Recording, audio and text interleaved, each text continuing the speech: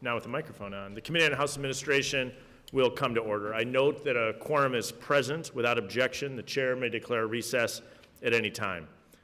Thank you, Ranking Member Morelli, members of the committee, Acting Sergeant at Arms Bill McFarland, for participating in today's hearing. I look forward to hearing from you, Mr. McFarland, about how we can further restore trust in the House Sergeant at Arms office. Last Congress, under previous leadership, the House Sergeant at Arms office developed misguided practices that damaged the office mission and capabilities. This led to a severe morale and retention issues within the office. This is not unique to the office of the House Sergeant at Arms.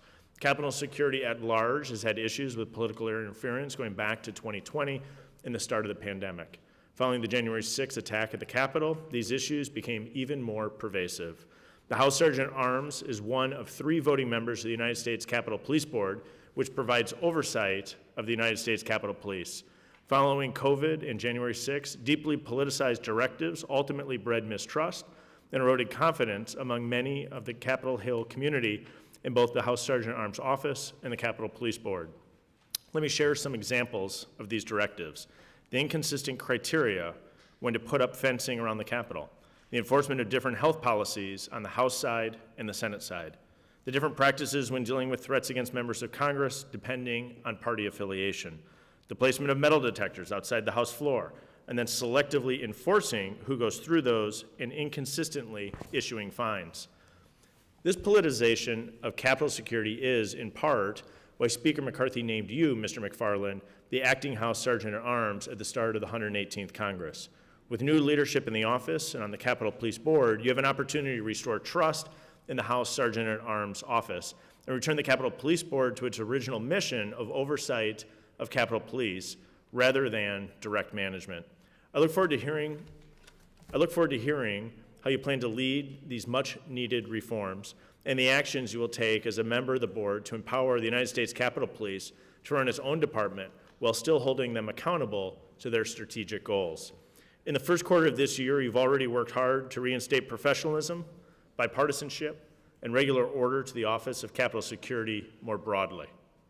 This includes implementing standard, nonpartisan operating procedures and establishing clear structure and internal operations that have led to improvements in morale and culture. I also look forward to hearing from you on what efforts are underway to plan for the long-term future of the institution's security. Today's hearing is another step we are taking to restore faith in the office and professionalize the House. Our goal today is to help provide accountability and transparency while further looking for ways we can work together to make the House Sergeant at Arms 118th strategic plan a reality. I also want to thank the men and women who serve in the Sergeant at Arms office for the work they do every day to keep this institution, members, staff, and visitors safe. I'll now recognize Ranking Member Mr. Morelli for 5 minutes for the purpose of providing an opening statement.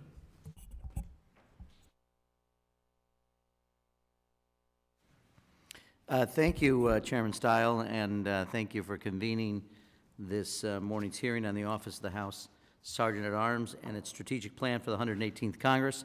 I want to thank our witness, Acting House Sergeant at Arms Bill McFarland, for being with us today and for the work of his staff on behalf of the House of Representatives. As we continue to improve security at the Capitol and deal with an unprecedented threat environment for members, it is safe to say that the House Sergeant at Arms has never been more important. It has now been a little over 2 years since the January 6th, 2021 attack, which included assaults on 140 police officers and resulted in more than 1,000 arrests, including nearly 100 arrests on charges involving use of a deadly or dangerous weapon or causing serious bodily injury to an officer. Unfortunately, January 6th was not an isolated incident. Members of Congress have recently been subject to more threats than ever before. The Capitol Police Threat Assessment Section investigated more than 7,500 cases in 2022 alone. Last year, a man broke into the home of then Speaker of the House Nancy Pelosi and viciously assaulted her husband Paul Pelosi with a hammer. The assailant told police that he broke in to break the Speaker's kneecaps, hold her hostage, and, quote, show other members of Congress there were consequences to actions, end quote. It is with this backdrop that I'm eager to learn more about the newly released Sergeant at Arms strategic plan and how implementation of the strategic plan will ensure member security here in Washington, D.C., at home in our districts and traveling in between. Excuse me. I'm particularly interested in knowing in how the strategic plan is tied to important initiatives like the Residential Security Program, the District Security Service Center, and implementation of the Emergency Supplemental Security Appropriations Bill.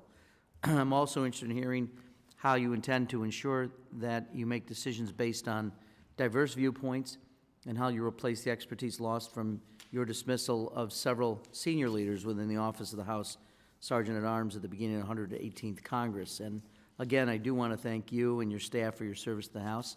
And with that, Mr. Chairman, I yield back. The gentleman yields back. Without objection, all other members' opening statements will be made part of the hearing record if they're submitted to the committee clerk by 5 p.m. today. Pursuant to paragraph B of Committee Rule 6, the witness will please stand and raise your right hand. Do you solemnly swear to affirm that the testimony that you're about to give is the truth, the whole truth, and nothing but the truth, so help you God? Let the record show the witness answered in the affirmative and may be seated.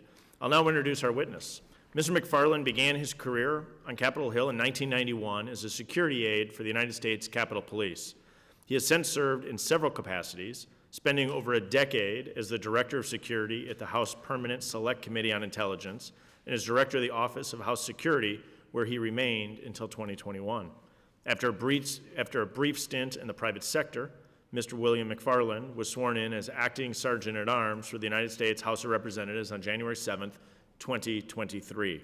Mr. McFarland, we appreciate you being here today and look forward to your testimony. As a reminder, we have read your written statement and it will appear in full in the hearing record. Under Committee Rule 9, you are to limit your oral presentation to a brief summary of your written record unless I extend the time in consultation with Ranking Member Morelli. Please remember to press the button on the microphone in front of you so that it is on and members can hear you. When you begin to speak, the light in front of you will turn green. After 4 minutes, the light will turn yellow. When the red light comes on, your 5 minutes have been expired, and we'll ask you to please wrap up. I now recognize you, Mr. McFarland, for 5 minutes. Good morning, Chair Stile, Ranking Member Morelli, and members of the committee. I appreciate the invitation to appear before you today and present the Office of the Sergeant at Arms Strategic Plan for the 118th Congress. A topic I happen to be very passionate about. It's truly an honor to sit in front of you today. As this is my first time testifying before this committee, I feel compelled to share my journey to this seat and at the same time highlight how lessons from my journey are reflected in the strategic plan for our office has put in front of you. I began my career on Capitol Hill 32 years ago, starting as a security aide for the U.S. Capitol Police. As many of us have experienced, my first days on the Hill were filled with excitement and apprehension. Throughout those 32 years, I worked my way up, gaining experience, learning new skills, and taking on increasingly challenging roles. Throughout that time, I met and learned from many great colleagues and mentors. I also learned some hard lessons along the way, but I was ultimately able to learn from my mistakes and grow from each of those experiences. Today, I'm proud to be seated here representing our office, and I believe that my journey from being a staffer to sitting in this seat as the Acting House Sergeant at Arms is a testament to the values that we hold dear and are represented in our strategic plan. I also believe that my story is not unique and that there are many others within our organization who have similar journeys to share, all of which are ongoing.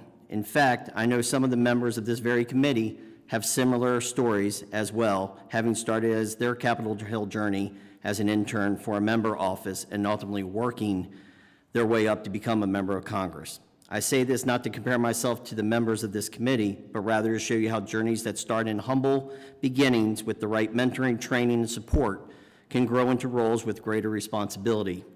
I am committed to providing my team with those same opportunities. In the development of our strategic plan, we recognize that our employees are the key to delivering exceptional patron experiences and achieving our organizational goals. As a mentor of mine once stated, I can fail on my own, but success requires the commitment and the skills of the full team working together to fulfill our mission. I remain available to my team to listen and assist in any way possible. As I have said before, the employees of the Sergeant at Arms are the most valuable resource, and they deserve the strategic direction, mission, goals, and shared values to help guide them. To shape the future of our organization and refocus our energies on the critical mission of the Sergeant at Arms provides, I ask our team to initiate a strategic planning effort in February of 2023 to help guide our long-term and short-term efforts to produce the best results for the House community. While the core planning team consisted of leaders from our immediate office and each of our divisions, we made it a priority to incorporate ideas and inputs from more than 170 team members. Rather than producing a vision that is printed and sits on a shelf, this is a vision that has been created with an open door and input from across the team. Throughout the development process, we conducted brainstorming sessions, walked around and talked with staff, and conducted organization-wide surveys.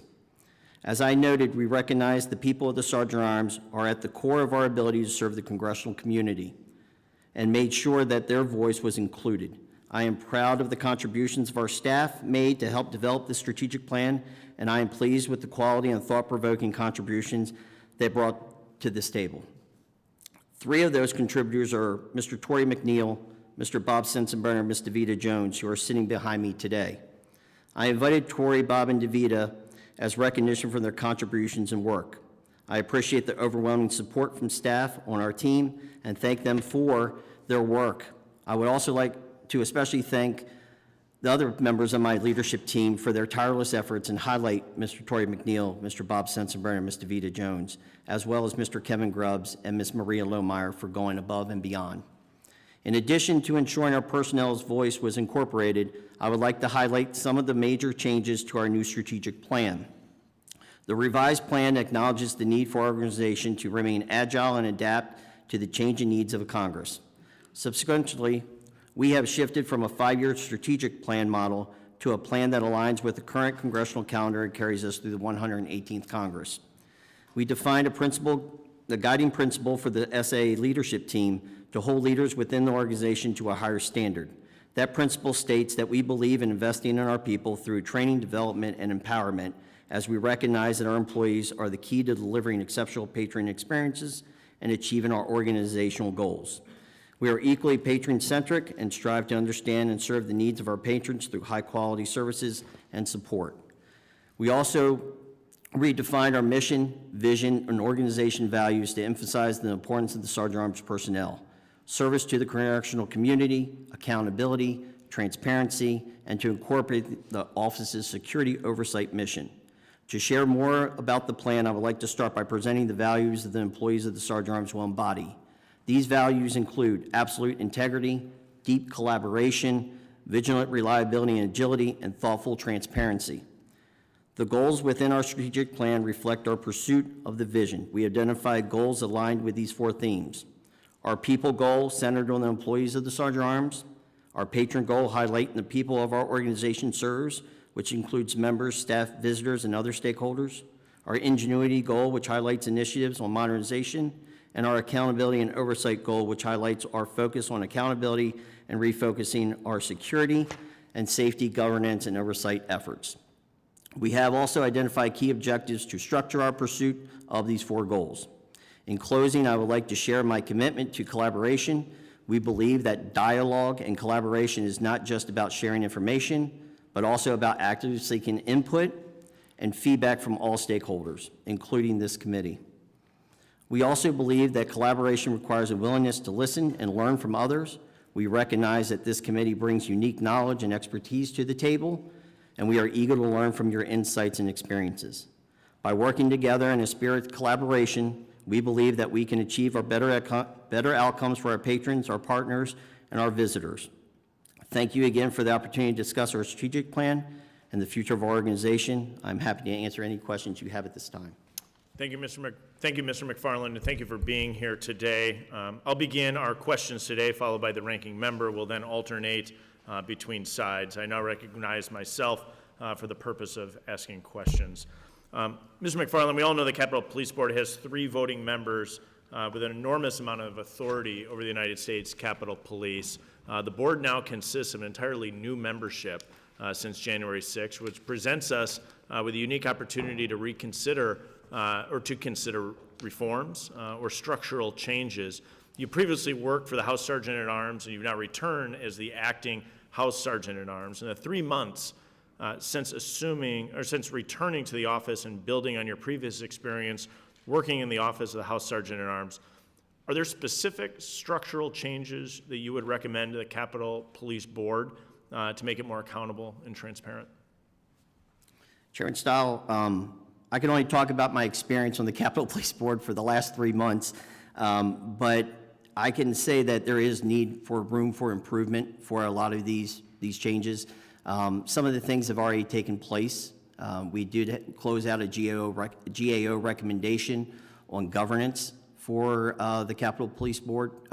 We actually are still in the midst of actually closing out Capitol Police IG findings. Since I was sworn in, we've closed out at least 20 of those recommendations. We still have 49 more to go, but we're working diligently to improve it.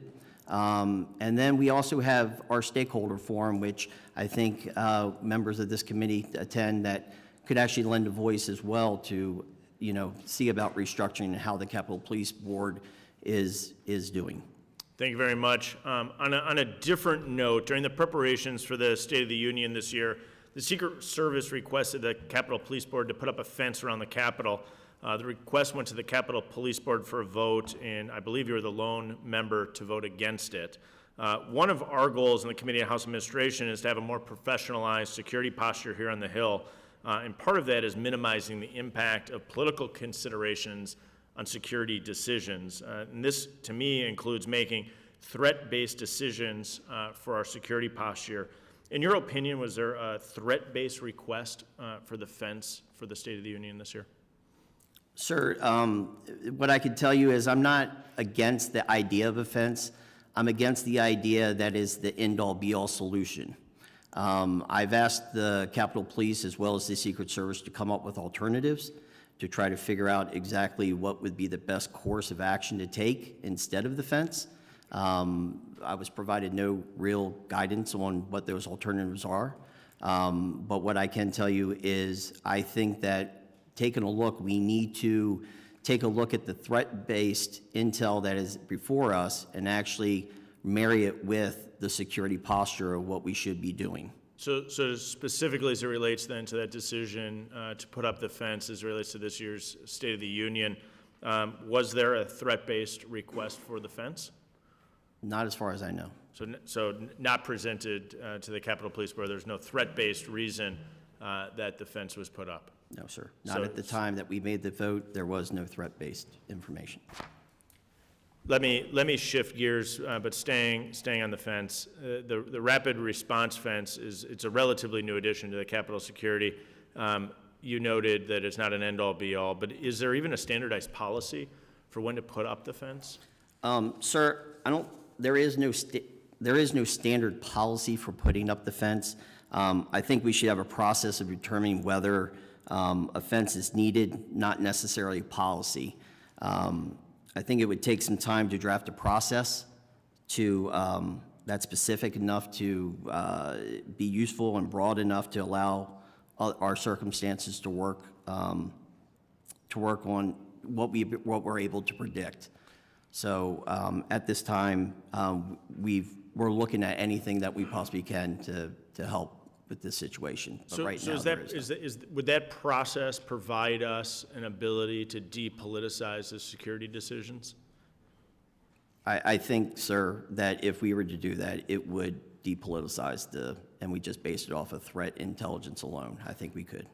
I appreciate that because I think it's really important that we work to depoliticize the security framework here on Capitol Hill, and I'm concerned when we have, for example, the fence going up prior to the State of the Union without a threat-based analysis. As you noted, no threat-based information was provided to the Capitol Police Board. The concern is that decisions such as a fence are being put up for political purposes. Let me shift gears for a final question here. Recently, your office put together a new strategic plan for the House Sergeant at Arms in the 118th Congress. You referenced that in your opening remarks. Can you just detail how these goals further increase the safety of the House and its members? Sir, I think that when you take a look at our strategic plan and the 4 areas that we highlight, which is our people goal, our patron goal, our ingenuity goal, and accountability and oversight goal, I think when we do all 4 of these together, I think it makes not only the Sergeant at Arms a better place to work, but it also makes the Capitol Hill community a safer place to operate. Thank you very much. Thank you for being here in your service to the United States House of Representatives. I will now recognize the ranking member, Mr. Morelli, for 5 minutes for the purpose of questioning the witness. Thank you, Mr. Chairman. Thank you, Mr. McFarland, for being here and for being accessible. Appreciated our opportunities to have conversations in the past and look forward to working with you. This may not be so much as a question, just an observation, though, since we spent a fair amount of time talking about the fence around the State of the Union address. My understanding was it was requested by the United States Secret Service in regard to their assessment of the threats, and without alternatives to the fence, which you had talked about, the idea of perhaps coming up with alternatives, wouldn't it, I guess I would just assume it would make sense to err on the side of safety. You may want to comment on that. Sir, the Secret Service predicted that this was, or was stated that this is a national special security event, and that the fence was recommended and required to facilitate. When we take a look at the... And did you disagree with that assessment? I did at the time because of the fact that I don't want to just put up the fence because it's an NSSE. I want to know what the threat was, what the intel was saying about why we need to put up the fence. I thought there was other alternatives of them putting up the fence. Such as we could do enhanced operations, which means we can add more personnel on the west front, the east front. We could put bike racks up. We could have done a lot of other things than putting up the fence. And I just wanted to come up with different alternatives instead of putting up $1 million fence for one day and then taking it down the next. Although I know that there's some constraints on Capitol Police just in terms of personnel and vacancies that they have. And I don't want to spend too much time on the question of the fence. I think we would all want to make sure that, particularly given January 6th and concerns about safety, that we would, as I said, err on the side of caution. And I'd love to talk to you further. I think when the Secret Service makes a request, it seems to me appropriate to consider that. But I want to talk about the strategic plan as well, and appreciate the work you've done. I'm just curious, you talked about that you wanted to make it a priority to incorporate ideas and input from 170 employees, which is commendable. I'm just curious, were there any things that surprised you in terms of those conversations, things that you hadn't considered, or things that came up as trends that you hadn't anticipated? Sir, as a former House staffer under the Sergeant at Arms, I got to see how my journey was with the Sergeant at Arms and I've actually served under 3 different Sergeant at Arms. So I wanted to take a little bit, incorporate a little bit from every single one of them, and what they did right, what they did wrong, and see what we can do to make it a better place.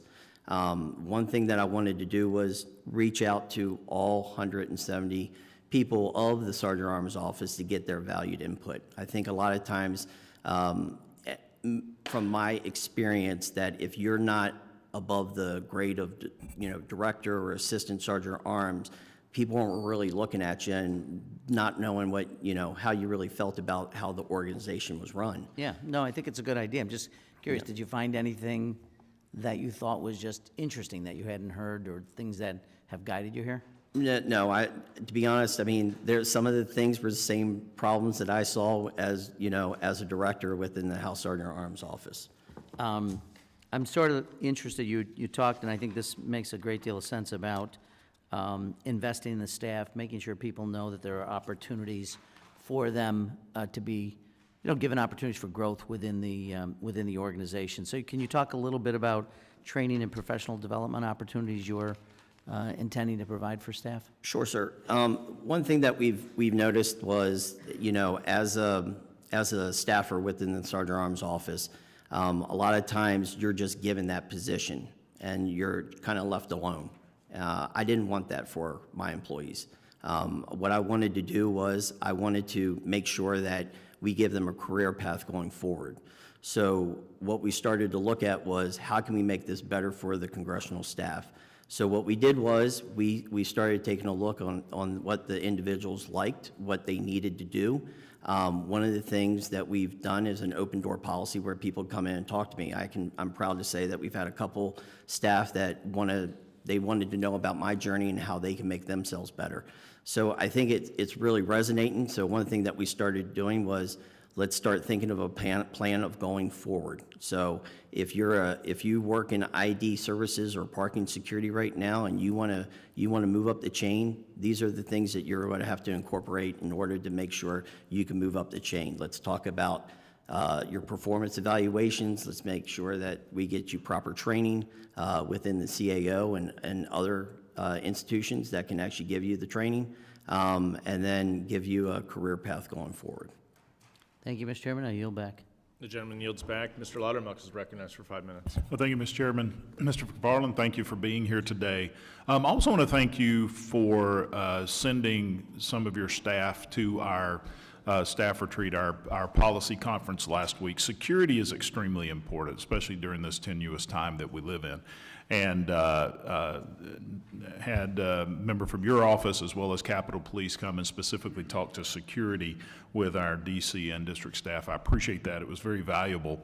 Also want to thank you for taking on this role in such a tenuous time, and for your vision. I mean, you've only 3 months after you were brought in as the acting Sergeant at Arms, you've already brought out a strategic plan. For people who may be watching outside of Washington, D.C., that is light speed in Congress for anybody to do something within 3 months, okay? And so I think it's very commendable. You begin your report by laying out the values of the House Sergeant at Arms, and as you've mentioned, you've listed them as absolute integrity, which is absolutely important, deep collaboration, thoughtful transparency, and vigilant reliability and agility. And I think those values are of the utmost importance, especially in a place to where politics kind of overrides those values a lot of times.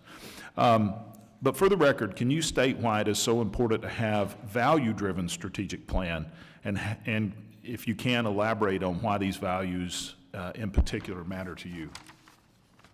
Mr. Loudermilk, the way I look at it is the values define the baseline behavior of how our people should be operating. It defines who we are.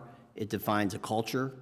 I'm trying to change that culture, being a former House staffer within the Sergeant at Arms office, and how I can make it better for everybody else.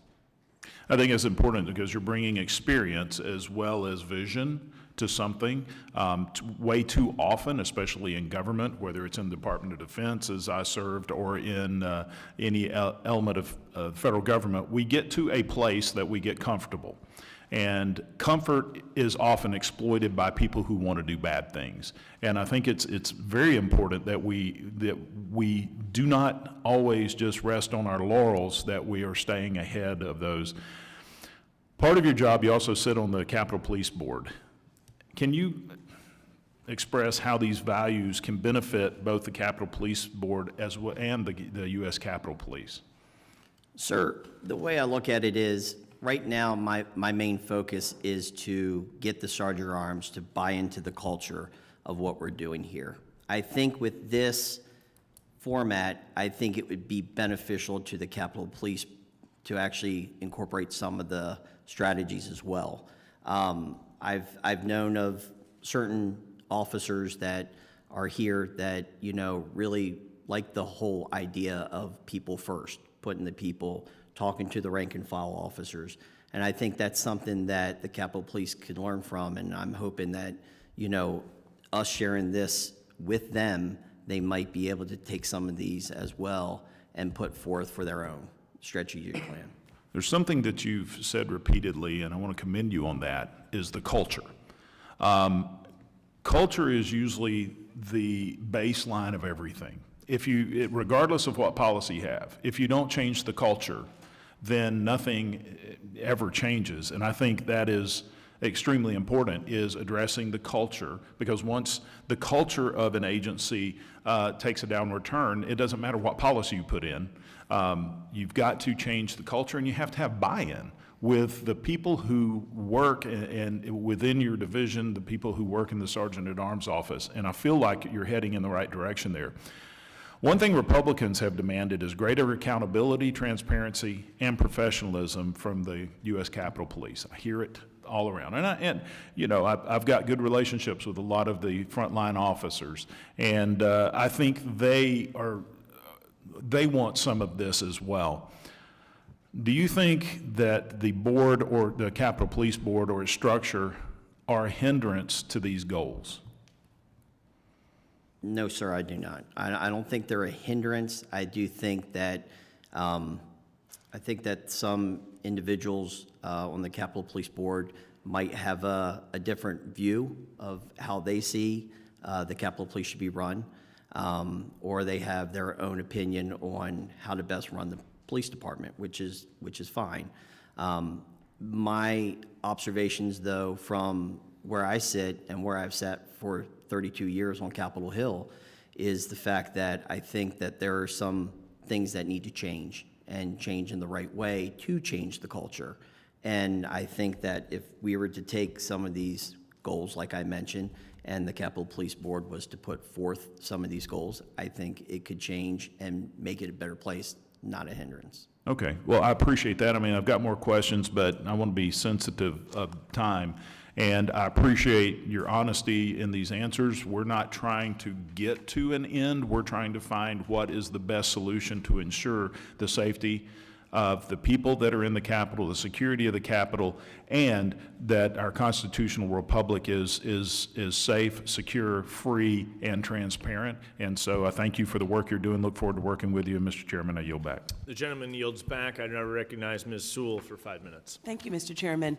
I know that we're now about 2 years removed from January 6th, the attacks of January 6th.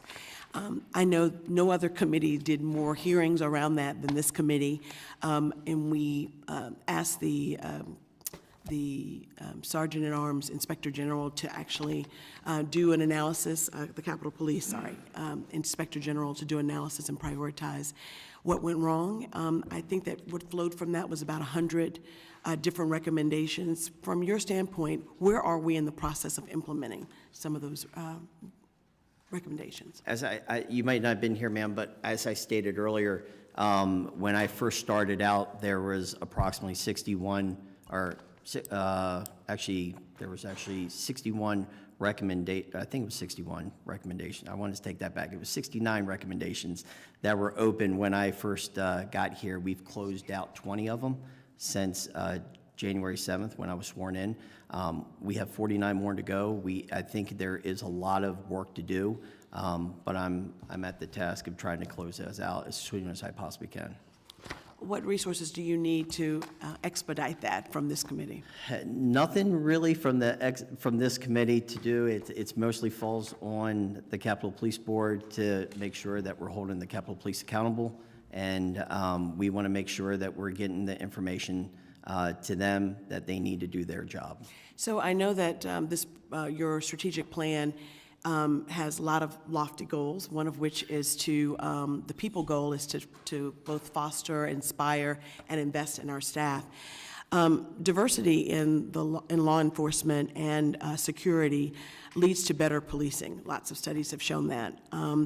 I assume there's a commitment by you to make sure that you have the best and brightest and most capable folks doing the job, and that you're also cognizant of and promoting, retaining people of color as a part of your staff. Yes, ma'am. And one thing that I've done is when I first I was sworn in, was I took a look on how the hiring process for the Sergeant at Arms office was. I saw some things that needed a lot of improvement. So the very first thing that we did was we decided to put diverse panels together for competitive hiring. We wanted to make sure that the right candidates were getting into the job. We've actually I know I'm kind of short of time. I'm sorry. I do understand that several Black, highly experienced senior officers within the office of the Sergeant at Arms were terminated when you became the acting Sergeant at Arms. For example, an assistant deputy Sergeant at Arms who previously served as deputy chief of the U.S. Secret Service Special Operations, was terminated, as was an assistant sergeant-at-arms who had previously served as a supervisory special agent with the U.S. Secret Service. How do you plan to ensure that perspectives from individuals from diverse backgrounds are taken into account when making decisions? Ma'am, as we talk about the people I had to let go on day one, I had to do it for several reasons, but these are not a proper forum to discuss those reasons. I'd be more than happy to talk to you offline about I just some of want the you to be decisions. cognizant of the fact that I am, ma'am. the Capitol Police has had lawsuits pending with respect to discrimination, and there's a history of it. So we all have to be very cognizant of it and making sure that we're doing everything in our that we can to make sure that people feel comfortable, as well as people are, competent and efficient in their jobs. So I just wanted to make sure that that commitment is there from you, and wanted to hear a little bit more about how you plan on creating an atmosphere and a culture that's more accommodating and more accepting of diversity. Ma'am, so as I was saying about how we do our hiring practices now, and I think it speaks to where we're going with everything. I think a lot of times when we've taken a look at exactly the hiring practices of people being brought in just because of who they are, but not being vetted properly with their resume, or just by a friend saying, hey, I think this person needs a job. I'm not about that. I'm about having a competitive hiring practice to hire the best candidate for the job. And it doesn't matter exactly what race you are. I just want to make sure you're capable of doing the job. So one thing that we've... And to be clear, nobody wants you to hire incompetent people. Well- But it's a fact that there could be better hiring practices and promotion practices within the Capitol Police. And I just want to make sure that you understand that that's also should be a part of the strategic plan. And I see reference to people goals, but no reference specifically to making sure that's accommodated for. I'll take it under consideration, ma'am, and You need hopefully... to do more than I take it will under take it into consideration. consideration and It should actually be a put it- part of the culture Yes, that you're ma'am. developing. Thank you. 100%. The gentlewoman yields back. Dr. Murphy is now recognized for 5 minutes for the purpose of asking questions. Thank you, Mr. Chairman, and thank you for coming today. I appreciate just the visit in the office the other day to just discuss things. You have a hard job. Your first and primary goal is to keep us safe. And I appreciate the fact that you're going to hire people who are qualified, regardless of any other type of extraneous factors, to keep us safe. I know that's a hard job, and you have to keep morale up and all those other things. So thank you for doing that. Speaking of morale, how was morale when you came in to assume your position?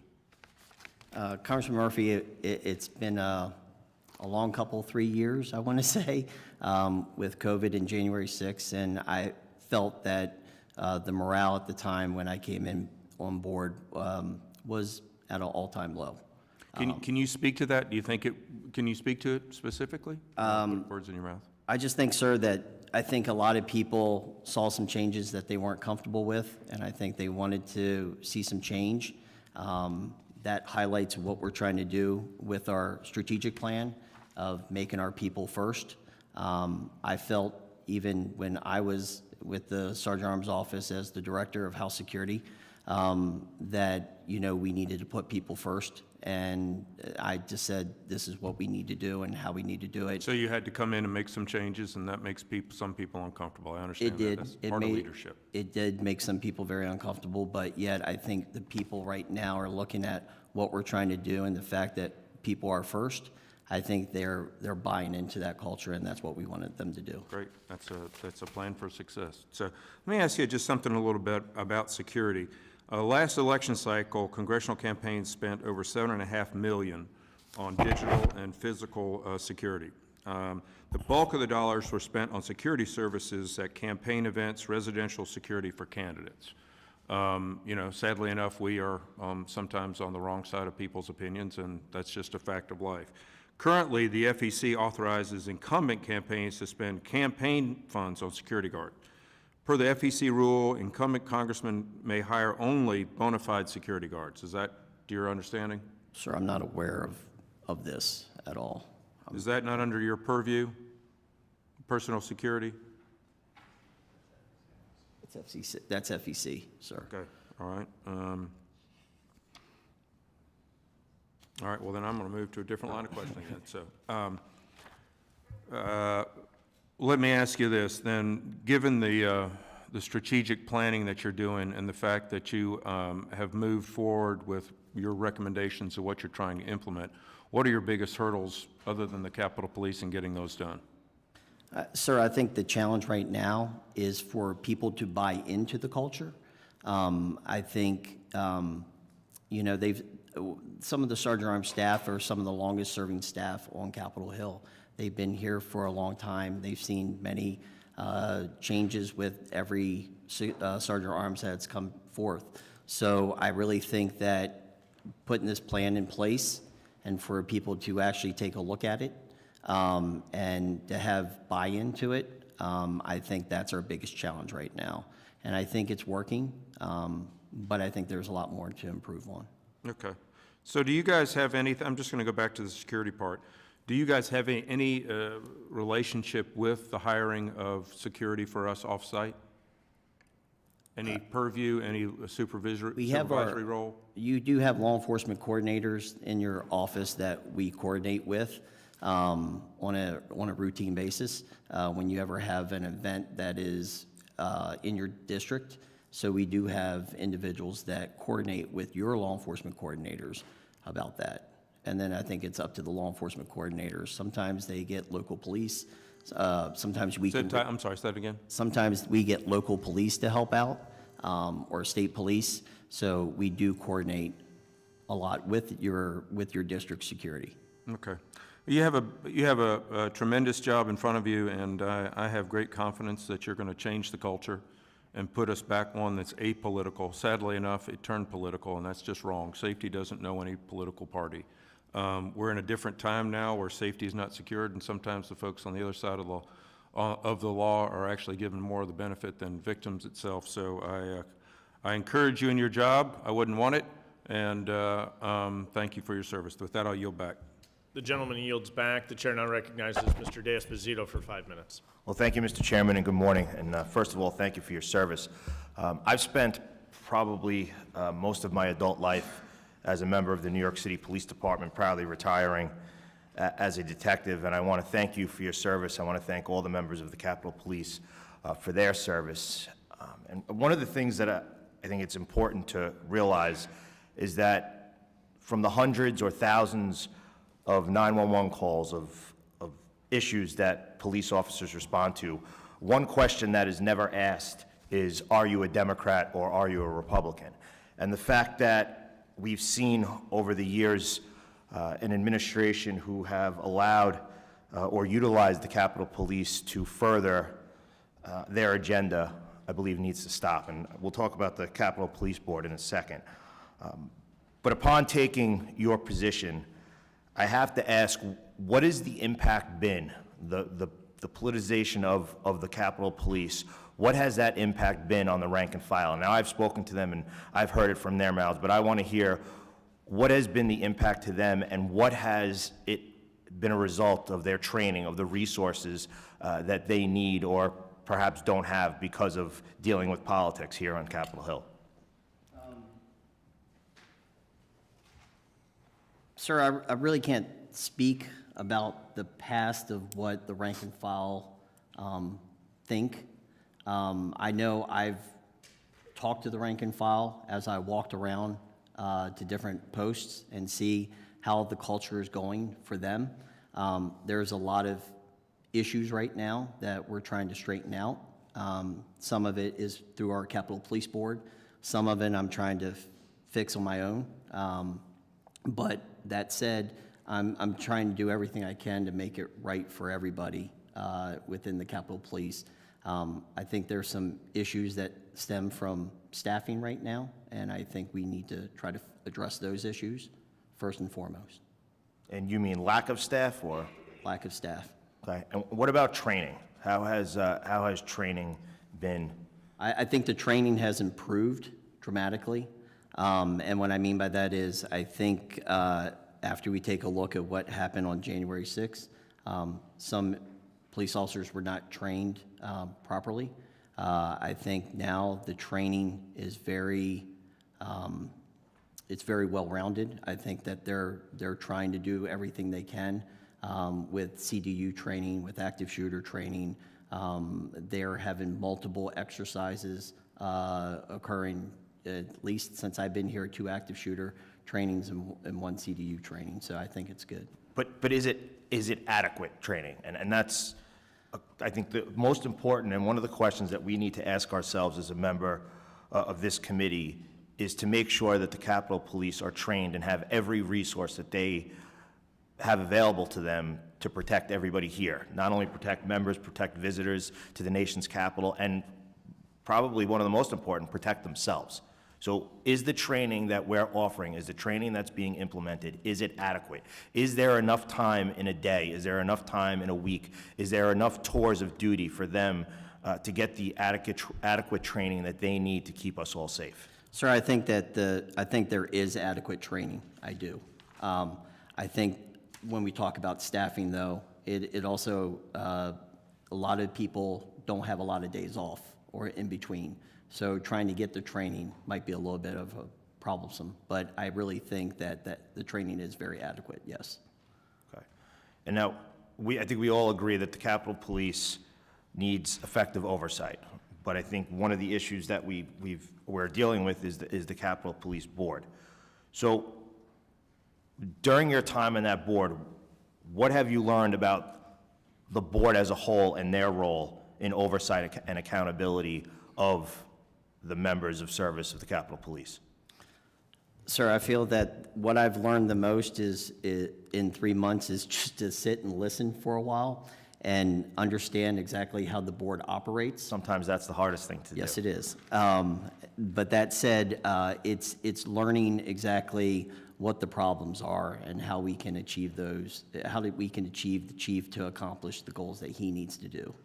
So that's my concern right now, is just making sure that the chief has the proper resources to do his job. And at this point, after your 3 months in this position, do you truly feel that the Capitol Police Board is working together for the best interest of the men and women who serve Capitol Hill? Yes, sir, I do. I do. I think there's much more improvement to come. What I'm focusing on right now, and I've met with Chairman Stahl when I first came on board, and one of the things that we talked about was Capitol Police reform, and I was all about it. After spending 3 months, 3 months in the position and learning what the Capitol Police Board does, my focus right now is on governance, it's on transparency and accountability. Well, thank you, and thank you for your service, and I mean this sincerely, and I've made it clear to the chairman and the ranking member. I hope that I can do everything with the history that I've had in law enforcement to assist you in any way possible and keep everyone safe, so thank you. Thank you, sir. Chairman, I yield back. The gentleman yields back. Ms. Lee is now recognized for 5 minutes. Thank you, Mr. Chairman, and thank you, Mr. McFarland, for being here today. I'd like to refer back to your strategic plan and just ask a few follow-up questions there. In particular, in the patron goals section, I'd like to start with the item here that you list about improving communication with congressional members. I'm interested in what you may have discovered that may be a deficit in communication, or ways you've identified that perhaps we could improve that communication with members of Congress.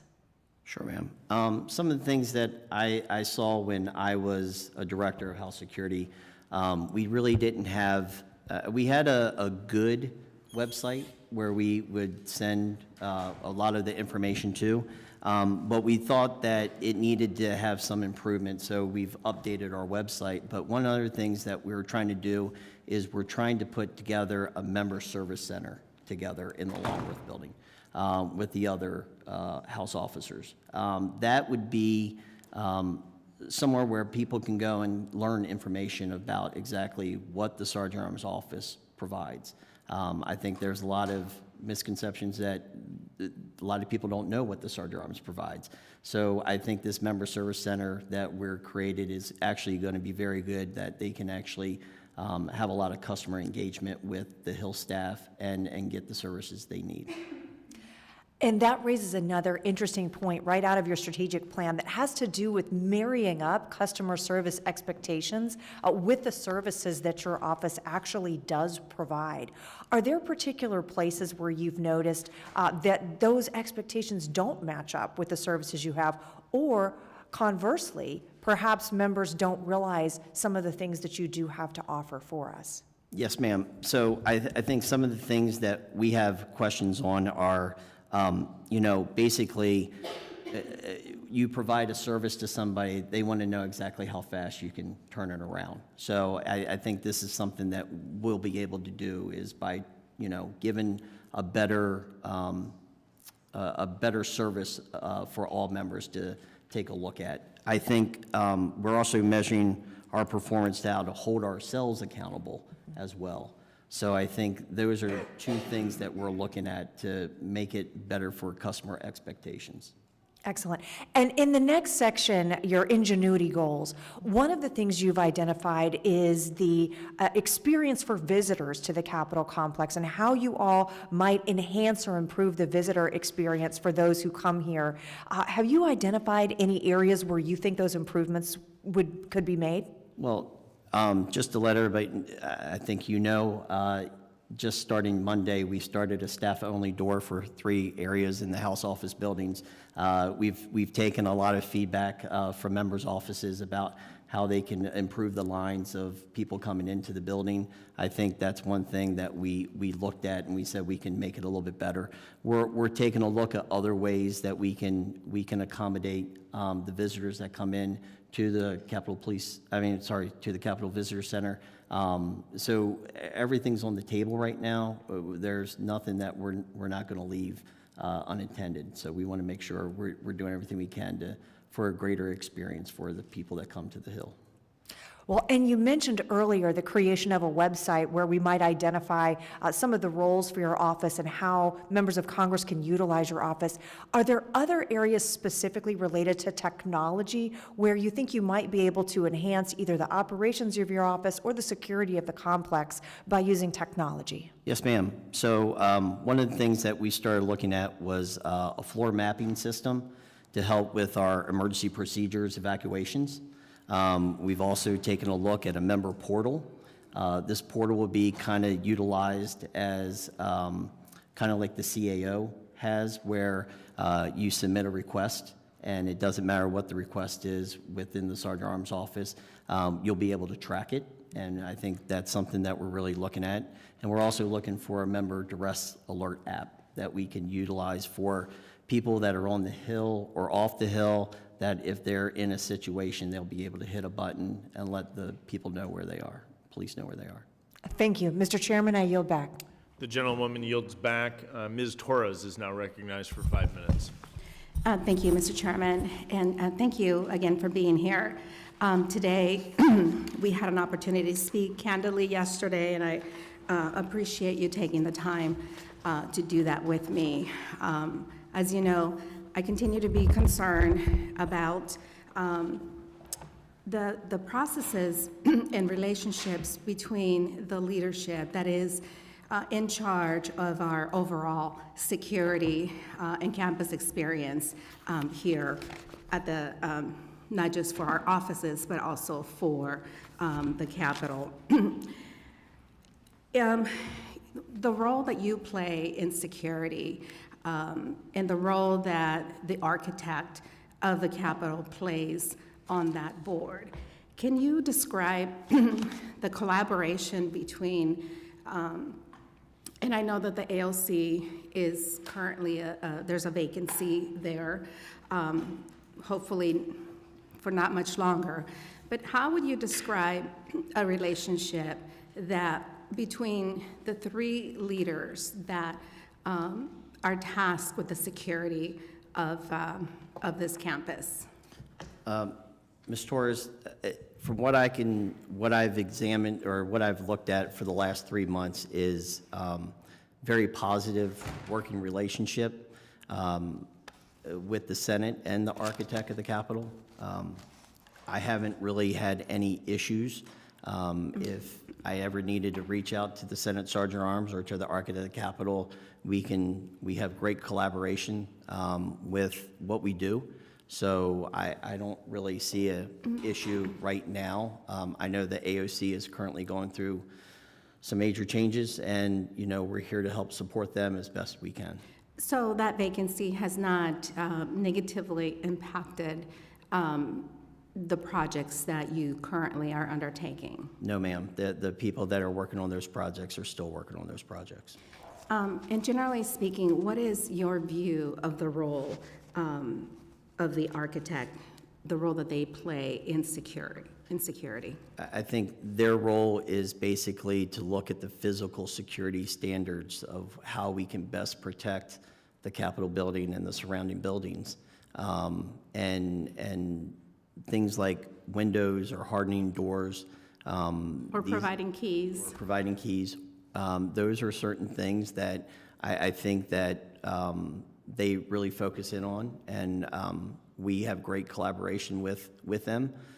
We are engaged with them, if not on a daily basis, and our doors are always open to help them out.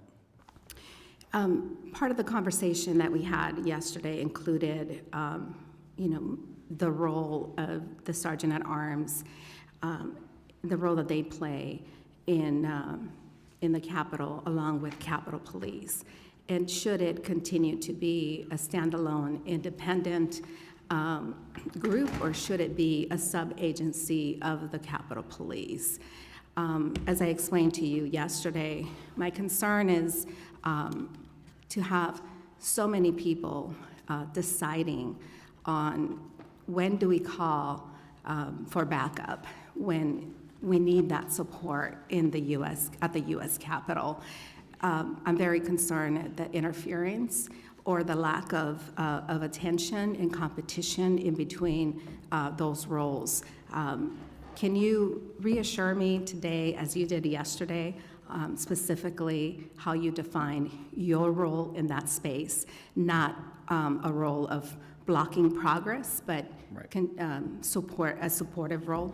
Ma'am, as a member of the Capitol Police Board, I make up 1/3 of the police board that is here for the security of the campus. We work directly with the chief of police. The Capitol Police Board has given the chief powers that he doesn't have to go through the police board to get approval for extra resources if he needed them. So I think the process is working fine. I think our mission on the way that we handle things is working. I think there's some needs for improvements, but I think right now it's working, and it's working well. And I hope that you feel confident that you can come to us as you need resources so that we can, support you and back you up during your time of need. Thank you, ma'am. Thank you, and I yield back. The gentlewoman yields back. The chair now recognizes Mr. Kilmer for 5 minutes. Thank you for being with us. I'm not going to take anywhere near 5 minutes. Last year, the Select Committee on the Modernization of Congress had a hearing where we looked at the continuity of operations of the institution, and with a just recognition that if Congress or its members can't function, then our constituents lose their voice in our government. One of the recommendations that we made working with your office was that each member should have a continuity plan, including sort of minimum safety requirements and emergency communications plan that's made available to staff so that offices can keep functioning even if there's something catastrophic that happens. Last Congress, the Sergeant at Arms office actually did send out some guidance to our offices about how to develop those continuity of operations plans. My sense is most offices haven't done this, though. So I just want to get your sense of how do we make sure that offices are doing this? Can this committee, can the Modernization Subcommittee work with your office to make sure that we're pushing out that guidance and that offices are using it? Yes, sir. I'll take any help I can get at this time. If there's something that you guys could do, that would be wonderful, but at the same time, as I spoke to Ms. Lee just a few minutes ago, we created a member service center that's going to be in the Longworth House Office Building that's going to be able to provide our services as well. It will provide training, it's going to provide guidance, it's going to actually provide specialists that are going to be in there that are going to be able to help with individuals that if they have a certain need, whether it's emergency management planning, or if it's getting a security clearance or a parking tag, we'll be able to do that from that member service center. The other thing I wanted to ask about was the new residential security program for members. I'm just curious how you feel like that's working and whether your office, whether the resources are adequate to make sure that that's successful. So we've looked at this, and since I've started, I can say that it is a very robust member participation job right now with everything going on. I think there's some room for improvement, but I think the funding and what we're doing is spot on. In your testimony in front of the Appropriations Committee, I know you mentioned that part of your budget request was to support security issues in large-scale off-campus events where members may be participating. I appreciate you raising this because I think that there's recognition by members that there are legitimate security concerns. I don't know if you want to speak to that briefly or. Sir, I think our Lee Corps jobs that we do as far as coordination with members of the police community that are back in your districts, I think is working very well. I wish, that we can do more by providing more services, but we take every single situation seriously, and I think that when we do this, I've seen great response back from a lot of police departments that will provide the services to the members as they're back home in their districts or even in their residences. Super. Thanks, Mr. Chair. I yield back. The gentleman yields back. Mr. McFarland, thanks for being here today. Your testimony was very helpful as we work together to make sure that we're protecting members, visitors, and staff here on Capitol Hill. Members of the committee may have some additional questions for you, and we ask that you please respond to those questions in writing. Without objection, each member will have 5 legislative days to insert additional materials into the record or to revise and extend their remarks. If there's no further business, I thank the members for their participation. Without objection, the committee stands adjourned. Thank you, sir.